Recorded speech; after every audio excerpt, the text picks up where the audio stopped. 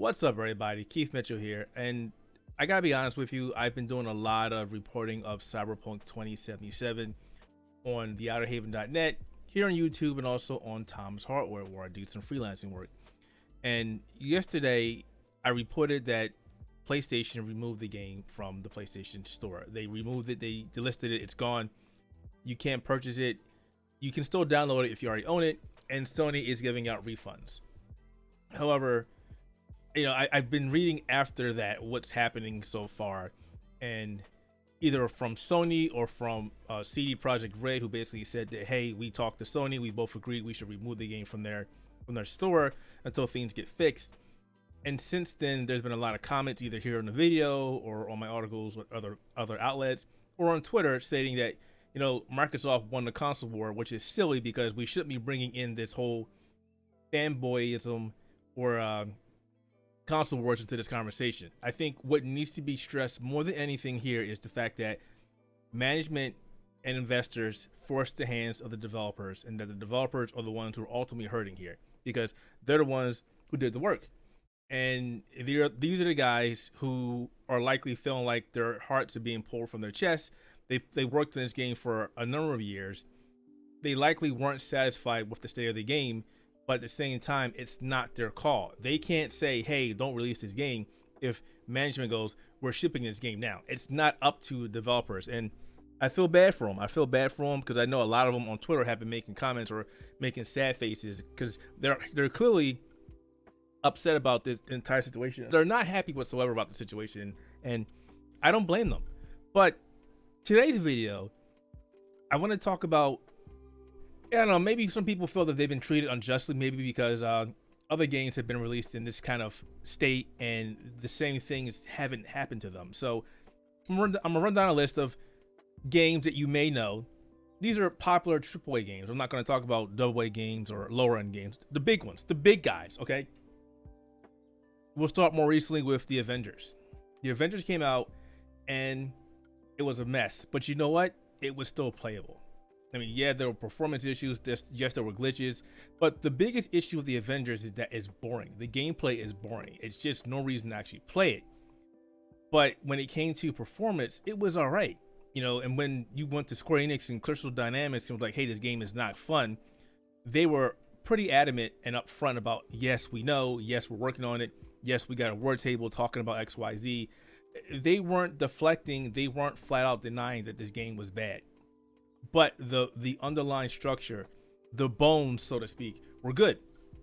So I can see why people or Sony or Microsoft think, okay, this needs to go.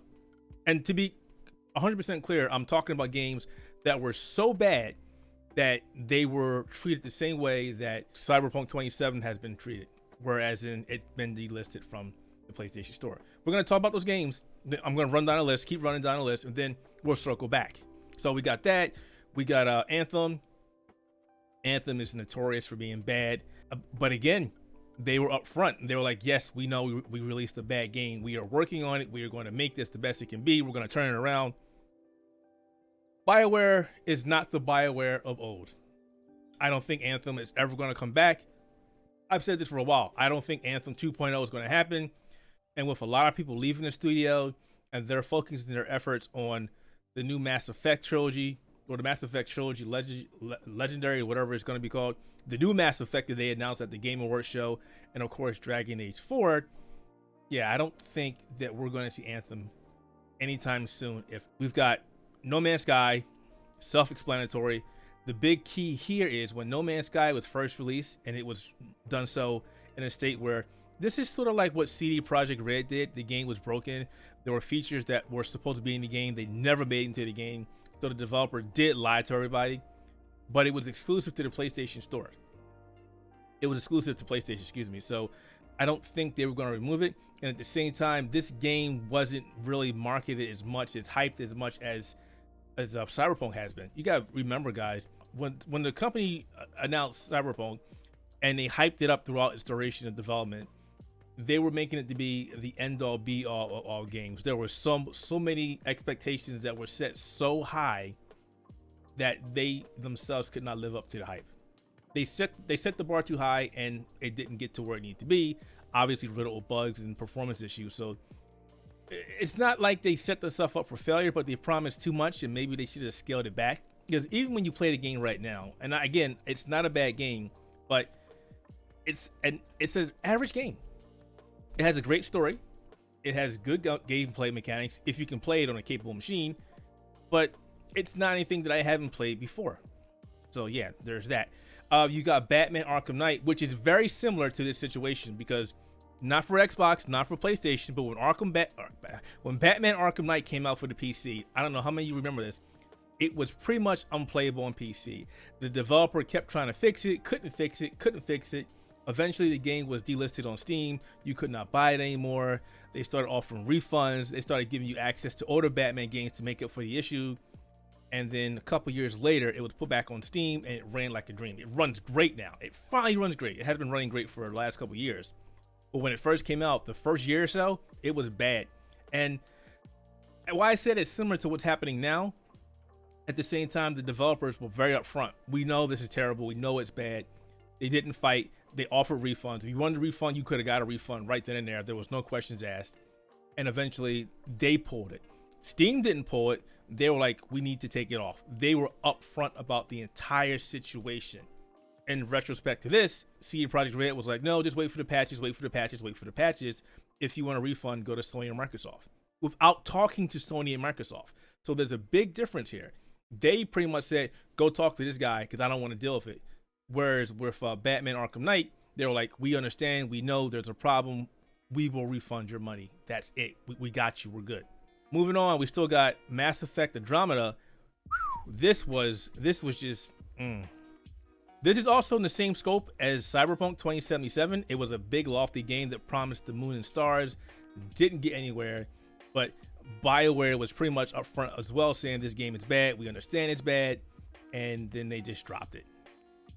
Completely dropped it. I don't remember if people were asking for refunds for that. This is one of the games I was sent for review. I played it. I was like, this game is terrible. I'm not reviewing this game. I am completely done. Nope, don't ask me to play it anymore. It's a shame because I am a big fan of Mass Effect. I was looking forward to Andromeda to being the beginning of a brand new trilogy, as was a lot of Mass Effect fans, and it simply did not happen. And yeah, well, they got a new Mass Effect trilogy or series they're working on. Hopefully that is a lot better. Then they did get some key BioWare members back who worked on the original Mass Effect. So looks like we might get a better trilogy this time around. But yeah, Mass Effect Andromeda was not a good game at all, and it was treated as such. And then we got Fallout 76, which was also a game riddled with lots of bugs, performance issues, complaints, released on both PlayStation and Xbox. Was not pulled because, again, I think the developer was like, we understand what's going on here, we know it's bad, and we are addressing the issues. It's still not a good game. I'm sorry. It's come a long way. Fallout 76, No Man's Sky, and I would even give Crystal Dynamics the benefit of the doubt for Avengers because they are turning the game around. I've talked to some people who said the game plays a lot better than it did before. I still have it. I won't play it until it's in a better place, but getting back to Fallout 76, they put in the work. But again, this is another game that was not delisted from the PlayStation Store. The only game that I mentioned that was delisted and that was on Steam was Batman Arkham Knight. And again, you got to think about this. How bad the performance was of this game for them to remove it. And it was bad. I remember playing it. I was playing it on some of the most capable hardware back then. And it was not, if you couldn't play it, it was so bad. It was, oh man, it was so damn bad. It was terrible. I'm glad those days are behind us because it's a really good game. Just like Cyberpunk 2077 is a good game. It just has a lot of issues. It has a lot of problems. So those are the bad games. So let's circle back and talk about why I feel that it was delisted. So you've been following the entire situation like I have. And the problem is the messaging, the way that it's been handled, the way management has handled this. And I'll keep saying it. Management is the one who are ultimately responsible for the failure. And I say failure because it sold well. The ongoing issues with this game because they were not up front. Again, they lied about it running fine on PlayStation, Xbox.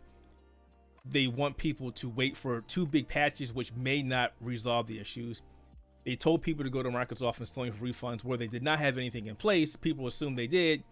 Microsoft and Sony started turning people away, saying, you're not getting a refund. We have no special agreement in place. I don't know what you're talking about. Get away from us. And to the point where I firmly believe, even though CD Projekt Red came out and said we had a conversation with Sony, we both agreed, that Sony pretty much told them, look, the decision is not in your hands.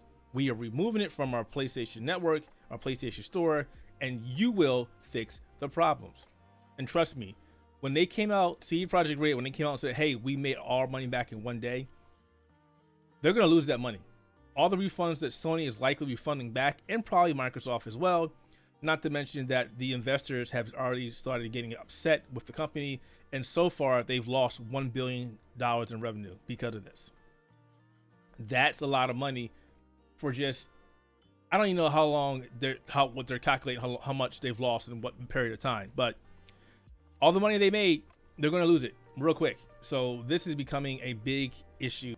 I'm not here to harp about the issues with the game, because I think the game is a good game. I'm not here to point fingers at developers, because I think the developers are unfortunately the unwilling victim of this all. I point my fingers squarely at management and the investors, because they were so ready to ignore their business philosophy. As they said, they were so ready to just cash in on the name of this game being so big, it was too big to fail, that they released it in the state that it is. Now, if they actually, and this is what hurts me, if they actually sat down and played it on a PlayStation and an Xbox, they would have saw that this game was not at an acceptable level. I mean, you can sit down and literally play something, a game, and go, hey, wow, this game isn't fun. This game has issues. And that bothers me. You know, I don't know if they were banking that everybody would have PlayStation 5s or PlayStation 4 Pros or Xbox One X's, which the later still runs rough. It only really runs very well, better, I should say, not well, better than the base consoles or the old generation whatsoever, or the new generation consoles, because they have enough power to brute force it. But between being in a pandemic, people are losing their jobs, losing their homes. Nobody wants to buy a console, a $500 gaming console, when they need to put food on the table or worry about where they're going to live. Or if they don't have those situations, they don't have those problems, they can't get a PlayStation 5 or an Xbox Series X or an Xbox Series S, because the scalpers bought pretty much all the damn consoles. So I don't know what management was thinking about when they were like, go do this, but it bothers me. This game clearly would have benefited from another couple of months of development time. And we were at the point where it's been delayed so much, then who cares? Delay it more. This is why when we see a developer or we see a publisher come out and go, you know what, this game needs to be pushed back a couple months because it needs the time. And I'm like, that's great. Do it. That's fine. We want a game that doesn't need to be patched every 2 seconds, or a game that isn't launched in a really bad state, which unfortunately Cyberpunk 2077 was on consoles. Now, I see a lot of people saying, hey, this game is a great game. These people are just whining. There's a difference between whining and a difference between being upset that I was sold an inferior product. If you're playing the game and you're happy with the game, that's great. But don't take your opinions and force them on other people. Just like I'll tell other people, don't take your opinions and force them on other people. The only difference here is there's actual proof. Again, I'll bring up Digital Foundry. They did the work. They did the analysis. They have proof showing that the game runs like hot doo-doo on PlayStation 4 and Xbox One. You cannot dispute that. You can't say, oh, the game runs great. Literally, the evidence shows you that it does not. So stop it. If you like the game, great. But don't let your opinion cloud actual fact. Get over that. And it's not about console wars. It's not about PlayStation being the best console or Xbox being the best console. It's about this game not running well, having a lot of issues, and people aren't happy with the state. And I don't blame them. If I pay good money for a product, not just a game, a product, and I expected it to be exactly how you told me it was going to be, and it's not, then I have a right to be upset. And that's pretty much how it is. I wish the developers nothing but the best. Hopefully they get this game running at an acceptable level for the Xbox One and PlayStation 4, or maybe they won't get it done at all. Again, I'm not a developer. I don't know. I can only tell you what I've seen in the past, what we're looking at right now, and to be 100% without upsetting anybody watching this video. The PlayStation 4 and Xbox One were great consoles in their time. Their time has passed. I get that. I love them as well. I understand when it's time to move on. Some projects are too ambitious for hardware, just like when there were projects for Xbox 360 and PlayStation 3, and it was time to move away from there. It happens. That's what happens with technology. We outpace it, and we've outpaced those consoles. As for everybody else who has Cyberpunk 2077, I'm not here to tell you to not like the game. I'm not here to tell you to enjoy the game. My job, what I do, what my passion is to be honest with you. We're not one of those channels that tries to do clickbait articles or clickbait videos or tries to force one particular narrative down your throat. We're here to tell you the truth. We'll tell you all the sides, and that's how it is. And that's how it is right now. Fallout 76, Mass Effect Andromeda, No Man's Skies, Anthem, The Avengers, Batman Arkham Knight, even Duke Nukem Forever. They were all flawed games when they released. But the difference is how management handled the PR for these games. Some of them were straight up and went, hey, we know, we got you, we're working on it. Others were like, yeah, but you see, XYZ, we've been in development for so long. Only game on this list where the developers were not completely honest was Duke Nukem Forever. And we know why that was, just based on the company who put it out. They're not a great company. They had been notorious for being slime balls for quite some time. I'm not going to say anything else other than that. So for those who have Cyberpunk 2077 and you like the game, great. Enjoy the game. I'm not here to tell you not to like it. But at least you know what's happening. At least you understand why the situation is what it is. I guarantee you 150%, if management was upfront about this the day the game came out, if they were upfront when they were giving out access to review copies and media copies, and they were legit saying, hey, the PlayStation 4 and the Xbox One versions are in a bad state, we are delaying them, we would not be in the situation that we are in right now. Believe me, the reason why we're in this situation right now is because the performance of those two consoles, which make up a large market share. There are more people with an Xbox One and a PlayStation 4 right now than a PlayStation 4 Pro, an Xbox One X, an Xbox Series X or S, or PlayStation 5. That's just the facts. And those are the people who are the loudest right now because the game is unplayable on those consoles. Now, you may think 20 frames per second is playable. I think that's terrible. 30 frames is the bare minimum for accepting the performance on the game. 30 frames per second. And the game doesn't look that great on those consoles. So why? What happened? What's going on? I feel so bad for these developers, man. I know they didn't want to put out this game like this. I know they didn't, but it wasn't in their hands.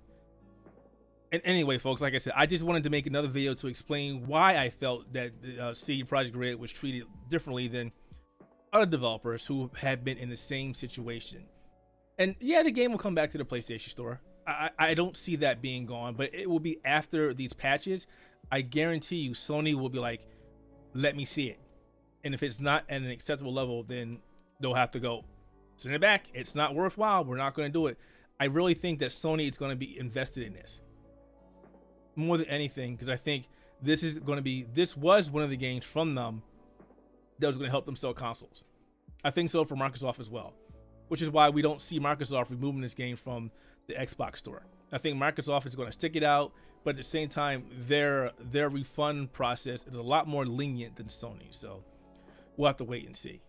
All right, folks, that is pretty much it. As always, if you enjoyed our content, be sure to like and comment and subscribe to the channel. Hit the notification bell. And again, these kind of conversations are things we like to have. We like to have decent analysis, decent conversation about the ongoings in the gaming industry and geek culture as well. We're all about that. We've got a couple things in the pipeline that I think you're gonna love. That's it. Thank you for watching. Be safe out there. And if you are in a position to get your vaccination shots, yes, I'm going to keep saying it, folks. We live in North America, United States of America. We have the highest death rate of COVID-19. So yes, I'm going to keep telling you to go get your shot if you can get it. And if you can't get it, wear your mask. I care about everybody. That said, thanks for watching. Have a great holiday. Be safe and play some games. Cyberpunk 2077 is not a bad game. It's just very flawed.